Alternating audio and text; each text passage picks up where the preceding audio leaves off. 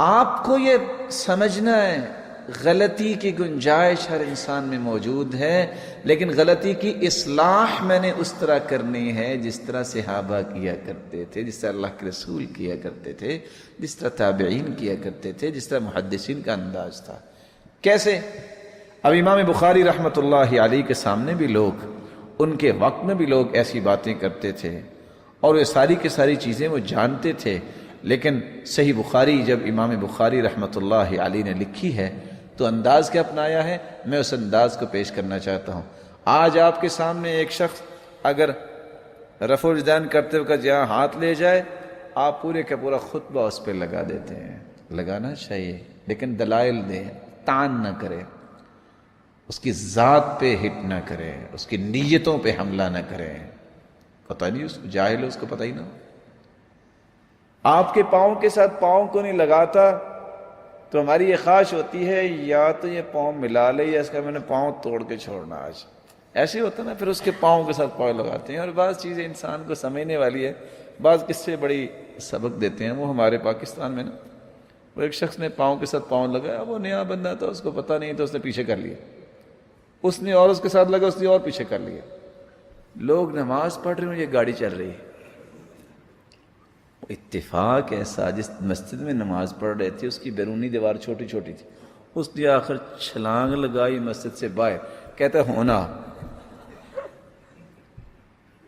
کیا یہ بہادری ہے؟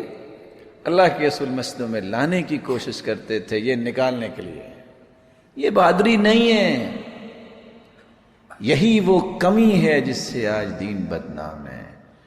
امام بخاری کو پتا تھا کہ کچھ لوگوں کا موقف ہے احناف کا کہ جمعہ بازار عدالت جہاں ہو اس جگہ جمعہ ہوتا ہے، دیہات میں جمعہ نہیں ہوتا۔ موقف ہے، اگر اس موقف کو سامنے رکھا جائے تو سارے گاؤں کی تو چھٹی ہوگی نا جمعہ کی۔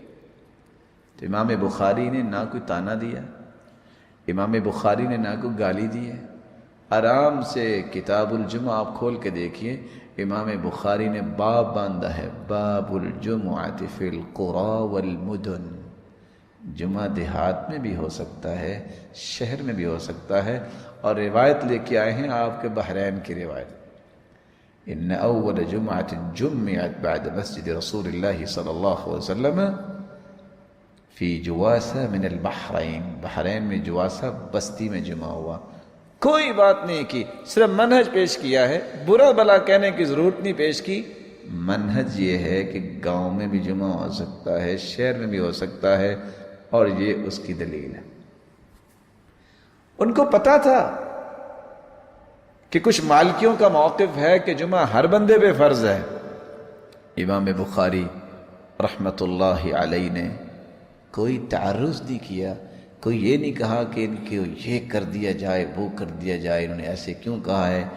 آرام سے کتاب الجمعہ کے اندر باب باندھ کے روایت لے کے آئے ہیں، اور باب کیا باندھا ہے؟ باب رخصۃ ان لم يحضر الجمعہ فی المطر، اگر بارش ہو تو جمعے کی چھٹی بھی ہو سکتی ہے، اور بچوں پہ اور بوڑھوں پہ اور عورتوں پہ فرض نہیں ہے۔ بات کوئی نہیں کی۔ ان کو پتا تھا کہ شوافے اور بعض شوافے کا مسلک یہ ہے